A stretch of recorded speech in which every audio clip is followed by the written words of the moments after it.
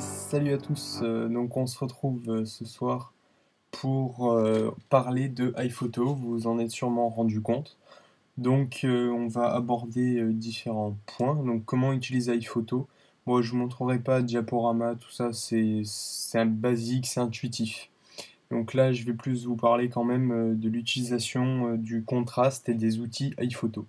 Donc pour répondre à l'attente de certains, j'ai fait un plan pour m'aider à avancer dans cette description. Et c'est parti.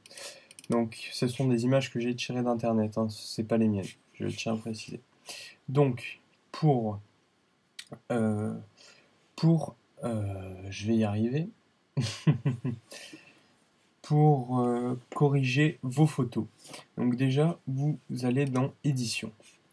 Apparaît la retouche rapide. Donc dans la retouche rapide, si vous souhaitez rogner une image parce qu'elle est mal définie ou il y a des choses qui ne vous plaisent pas, curseur en haut dans les coins, hop, vous baissez, il y a le quadrillage qui apparaît automatiquement. Par exemple, je décide de garder ça parce qu'il y a des gens dessus, et ben je le garde et je fais retoucher. Bon, c'est pas le cas, nous on veut garder l'image complète, donc pas pour rien.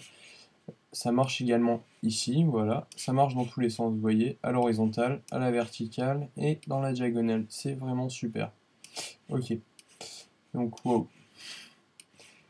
Eh ben, voilà. Donc ensuite, de vous décidez de corriger l'orientation. Donc vous faites pivoter puisque l'image était à la verticale. Par exemple, vous avez pris une personne des pieds de la tête aux pieds et l'image s'est retournée en étant importée sur iPhoto. Vous faites pivoter jusqu'à ce que l'image corresponde à vos besoins. Ensuite, pour rogner, donc ce qu'on vient de faire, l'outil tout en un qui vous est présenté ici, c'est juste pour faire rapidement si vous n'avez pas de temps. Donc là, vous pouvez redresser. C'est très très utile pour redresser, recadrer comme il faut. Voilà, avec ça. Voilà, si vous voulez donner un effet. Hop, voilà. Ok. Bref. Ensuite, donc bon, terminé, on va s'arrêter là. Ensuite, bon, corriger les yeux rouges, c'est si vous avez des yeux rouges qui sont apparus sur les photos, bon, nous, ce n'est pas le cas. Vous pouvez améliorer la qualité d'image, donc c'est une amélioration automatique par rapport au contraste, mais ce n'est pas vous qui l'avez fait, vous pouvez le modifier. Donc on va voir ça de suite. Vous allez dans Ajuster. En allant dans Ajuster, l'histogramme ici, donc présent ici, apparaît. Alors, ce qui est bleu donne un ton plus froid à la photo. Ce qui est rouge, orange, donne un ton plus chaleureux à l'image. Et ce qui est vert, ben, on pourrait dire que c'est tiède. C'est entre deux. Donc, pour illustrer ce que je viens de dire, donc on va aller vers l'orange et regarder mon image. Elle est plus chaleureuse quand même. Voilà. En revanche, je vais vers le bleu. Vous allez voir, voilà. C'est une image de morte, si je puis dire.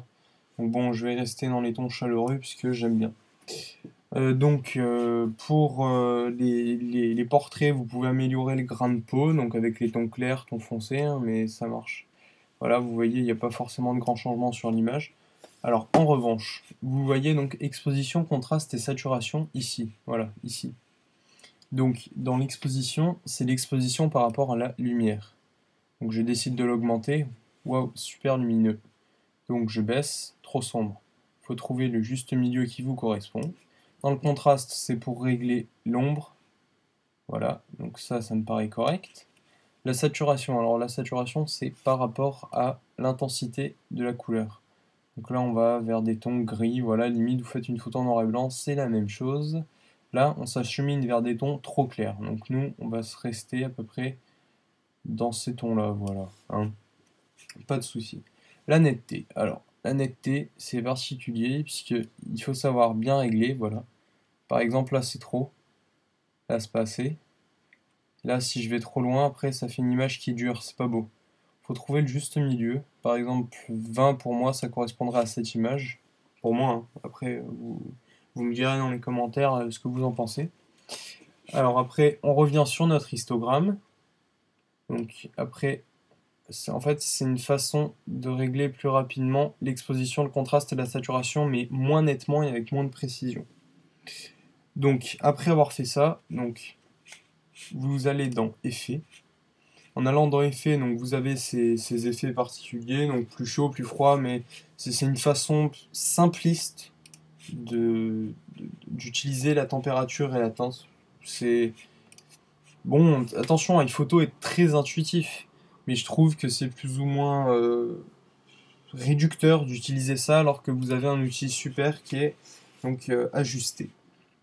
Donc après vous pouvez affiner la définition. Normalement il y a un bouton zoom qui est sur Mountain Lion. Donc bon, moi je suis sur Snow Leopard, c'est malheureux. Le bouton zoom je ne l'ai pas donc je peux pas vous montrer. Mais avec vous pouvez ah mais si, je n'ai rien dit. Ah ah, que je suis bête. Donc vous pouvez donc zoomer, je reviens ici, donc vous pouvez zoomer, jouer avec votre curseur pour la netteté. Voilà, donc par exemple vous augmentez la netteté ici. Donc là la netteté est redevenue trop basse, donc voilà. Là sur l'écran de navigation vous vous déplacez pour voir ce qui se passe. Voilà, c'est super. Je le découvre en même temps que vous, franchement c'est bien, c'est bien. Donc voilà pour les principales photos, hein. Donc je sais pas, je vais prendre, allez hop, celle-là de photo. Bon, elle est super, j'ai rien touché. Donc bon, on va voir ce qu'on peut régler. Donc bon, exposition, ouais. Donc en fait, pour moi, ce que je fais d'habitude et ce qui est intéressant de faire, c'est augmenter l'exposition, en revanche, baisser le contraste.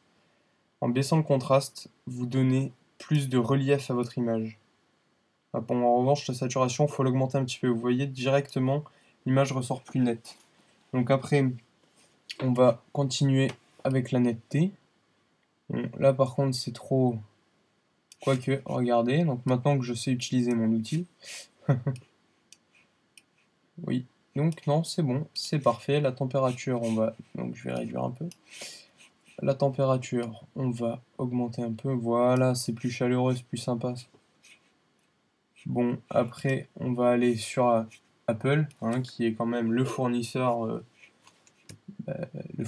oui, par excellence, oui, on peut le dire. Donc bon, comme je vous ai dit, moi j'augmente, hein, ça ne tient qu'à moi, hein, j'augmente l'exposition, je descends le contraste. Bon, c'est pas très représentatif sur une image noire, hein, mais j'ai pas bien... Ouais, bon, ben, là on arrive sur ce qui m'intéresse bien, The Walking Dead, hein. Donc on augmente l'exposition, on baisse le contraste, et on augmente légèrement la saturation. Donc on voit quand même qu'il y a un petit changement par rapport à l'image originale, hein. Donc voilà, là ça donne beaucoup de relief. Bon, là peut-être un peu trop. Mais là ça donne assez de relief. Voilà. Super. Bon, bah écoutez, je pense que tout est dit, hein. Donc après, vous pouvez revenir à l'image originale si vous souhaitez garder ce que vous avez. Après, donc, bon, moi je vais revenir sur dernière importation. Normalement, il y a une sauvegarde automatique. On va vérifier ça de suite. Donc voyons. Super, il y a une sauvegarde automatique. Voilà. Donc franchement, iPhoto, c'est l'outil à utiliser pour vos photos. Je veux dire, il est intégré dans le Mac, donc je veux pas faire, je veux dire, je veux pas faire un gros coup de pub, mais iPhoto, il faut un Mac pour avoir iPhoto, quoi. Vous pouvez pas utiliser iPhoto sans le Mac, quoi. C'est impensable. Voilà. Donc n'hésitez pas à partager, liker, commenter. Et oui, j'ai fait un plan pour cette vidéo. Allez, salut à tous!